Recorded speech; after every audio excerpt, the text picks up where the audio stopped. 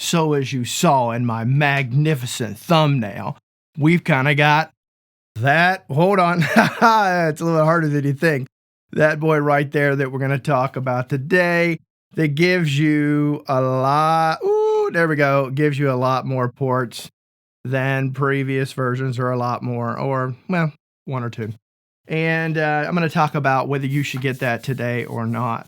And so really what this is about is not as much about this, although it is very much about this one, as well as all other M4 Macs right now that look to be some incredible computers for the studio if you're a Mac user. Now, if you're a Windows user, get off your high horse. Don't go start leaving comments down below. It's simply childish. You do great work on Windows, you can do great work on Mac. So if you're not interested in that, just move on or just watch it. You know, you may find it entertaining. Sometimes I've been told I can be somewhat entertaining. And I'm freezing my butt off down here in Central Florida today. Today we got a high of like 50-something degrees and a low of in the 30s, and I'm about dying and blah, blah, blah. Nobody's pleading any my case out there anywhere because I'm a wimp and I know it. But anyway, I live in Florida because I don't like cold weather. All right, so we're going to be talking about whether or not you should really get one of these or any other M4 Mac Pro or any other Mac with the M4 processor, whether it be the Pro or Ultimate or Extra or blah, blah, blah, blah, whatever it is. You know, you all know the distinction. If you don't, then go do your homework. I'm not going to tell you. But really the thing that everybody has got to understand, we live in a world where everybody's got to have the latest and greatest. It's just itching and clawing at you. All the hype, all the everything. I got to go out and buy this. Well, no, you don't. You simply don't need to go out and buy it. As a general rule, there's one thing that everybody needs to understand. If you haven't learned this yet, let me make sure you learn one important thing today for your studio. Never, ever, ever, ever upgrade your computer until it will simply no longer do what you want it to do. Don't ever do that. It just makes no sense. Just because you can does not mean that you should. This is valuable advice that you need to understand. When your computer simply will not do what you need it to do, then and only then do you upgrade, unless you use certain applications that require the upgrade. I understand that. Or possibly unless your computer just go blah. Well, if it goes blah, I mean broken, okay, cornbread English. If it just goes blah, well, of course you need to upgrade, so go ahead and upgrade to it, but be warned. Be warned. Hardly anything in the audio world is ready for this, okay? That takes time. You should never, ever, ever be an early adopter, especially, I repeat, especially if you make any money doing this. Whether you make $50 a week or $5,000 a week, I don't really care at the end of the day, or even more. Hopefully you make more. But don't do it unless you absolutely must. It's vital. Okay. Now let's talk about when you're speccing things out. Whether or not it's this Mac or any other Mac, this is the entry level one, then kind of the second level up. I'll put kind of the specs of what it is up on the screen. That's really not significant for today's discussion. Of course, all the hype is around the Pro, and I understand that. And if I were to buy one, that would be the one I would buy today. But I'm not going to buy one today, simply because I don't want anything getting in my way of making and creating music. Nothing. I don't want to deal with headaches. I don't want to deal with workarounds. Why would you do that to yourself? So just don't consider upgrading until you really need to. I can't begin to tell you how important that is. And next I'm going to get into memory, then I'm going to get into how much hard drive space do you buy. But before I do that, I'd kind of like to talk about some things that I sell along with Artisan Woodshed. You can go to www.artisanwoodshed.com and you can check these things out, many different varieties. As you can see here, I've got a Softube Console 1, and then right beside it, I've got the Fader. These are both the MK3 versions, most updated versions. And I've designed these cool little custom enclosures that put them at a 15-degree angle that make it so much easier to work with and see really what's on top of these units. Now, as you can see here, I make them in all kinds of configurations. I use some with epoxy and resin and things like that. You're hearing the little clunk, clunk, clunk over the side because I got to set them somewhere. And I also make these enclosures here that put them at one on top of the other. And I'm also going to be showing some other pictures of those as I'm kind of talking right now. So if you're interested in doing that, go to www.artisanwoodshed.com, or you can check out my Reverb store where they're both located there. I can do custom work. If there's a particular piece of wood or a wood species you want used, or maybe you've got some piece of wood maybe taken from your grandfather's barn when they tore it down and you'd like me to use that, I can work with anything. Just contact me on the contact page at artisanwoodshed.com. Also, part of the affiliate program with Sweetwater. If you use the affiliate link down below and you choose to go purchase something, I get a small cut. Same thing for Tommen over in Europe. This way, I keep all manufacturers out of my business. I say what I say. If you know anything about this channel and you will learn about this channel, I tell it like it is. I've pissed off a lot of manufacturers out there over the years, and ultimately, I also sing the praises when they deserve the praises. I never hold back, and I say it like it is. You're going to get a real deal from me.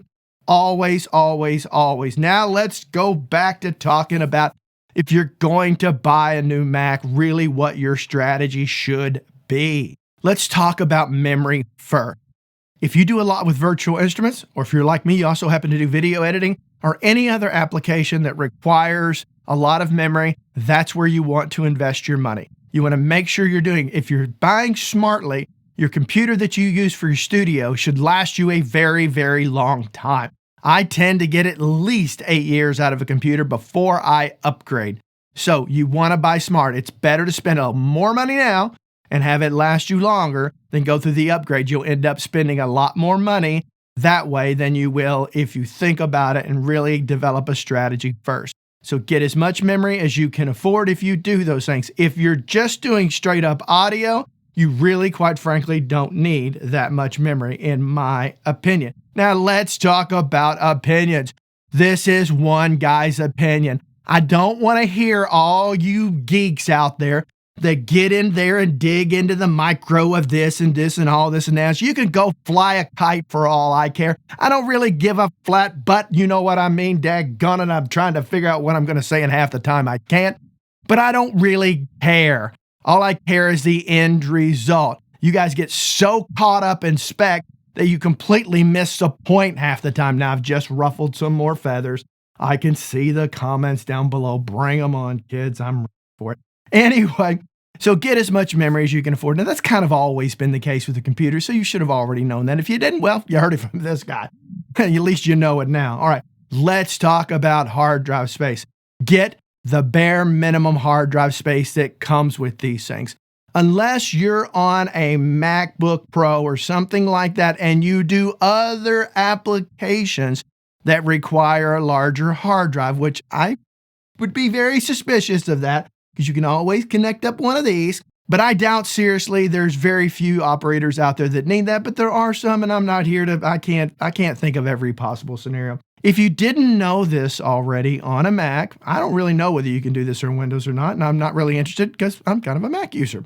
And so, but you can offload your apps onto one of these. Now, what this is an NVMe, I think, external enclosure that you just kind of put the, let me see if I can get, there we go. Hopefully that's in focus. You've got that in there, and you can upgrade that anytime you want. There's 2 terabyte on this, but storage is always coming down in price, and you really want to get a fast drive. So you can actually move all of your applications to an external drive. So that means if you're using samplers, things like that, all of those things can all go over there. Virtual instruments can all go over there. Every application can go over there, and your Mac will just know where to go get it. You can easily do that, and I'll do a video later on showing you how to do that. But ultimately, know that you can do that. There's no need in being ripped off by the Apple rip-off machine. Yes, we know that Apple is notorious for stealing from you and me when it comes to memory and especially when it comes to storage space. They just flat out rip a bunch of suckers off, and I know I can say that with all full credibility because I have been that sucker in the past. But yeah, you can move them over, and so it's really no problem. And so that's one of the things I really strongly recommend. But really, at this point right now, just know as a matter of fact that most digital audio workstations, and that's going to come on sooner, most plug-in manufacturers, most virtual instruments, all the other things associated with audio, they tend to lag behind up to a year, unless you're on Pro Tools, and you'll get it in 2033. It will be compatible with this. But for the rest of us who don't use Pro Tools any longer, we tend to get it probably within a year, some sooner than later. But realize just because your digital audio workstation is compatible doesn't mean everything else is. And so kind of keep that in mind. You want to check with the manufacturers, especially the plugins and the virtual instruments that you rely on a great deal, and you want to see where they are with that. Now, just because it doesn't say compatible does not mean it will not work. I do have an M4 Mac at work that I use, and I do have some of these things installed on there, and there's some things that do work, and there are some things that don't. That's constantly kind of changing, so you've got to understand that. But there's no need to upgrade to a new computer unless you absolutely have to, which is the message ultimately of this video. And so it's really not anything negative towards the Mac Mini or any other Mac at the end of the day, other than the fact they rip you off on storage especially. But I've already said that, and I think I've driven that message home. But I think really it's about learning that. Now, if you don't have a choice, go ahead, but just understand that you're probably going to have some challenges along the way, and they're really kind of unavoidable. If you happen to be the person who's willing to brave that brave new world and go through all of the frustrations and the heartaches, just don't go online and start complaining about it. I went in various threads on various forums, and I've got these people whining and complaining that they're having their problems with their M4 Mac. Well, of course you are, you dingy. What did you expect, you silly boy? I really wanted to say something else, but I don't want to get tagged. But you get where I'm going from. You get what you put into it, and don't be surprised if you get in trouble if you update too early. Leave me some comments down below. Tell me what you think about this video. This is one of kind of those rambunctious ones I've got going on here for you.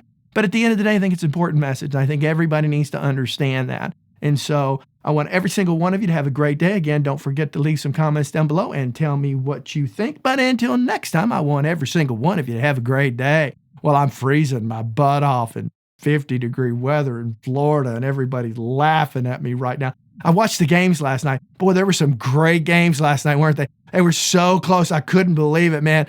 But they were both played in some freaking cold weather. Didn't want no part of that. Didn't want no part of it. Like the fact that I was watching on my TV. Actually, the first one I watched out in my garage while I was doing some woodworking with some earbuds on. Now I'm getting into stuff you don't care anything about. And that won't be relevant probably by the time you watch this video 6 months from now. Right now, it's during the playoff season. And now next time we're going to go to the AFC and the NFC playoffs. I'm looking forward to that. And then, of course, Super Bowl. Drink responsibly. If you drink, please do that, and don't drink and drive. That's my message for you today. Bye-bye.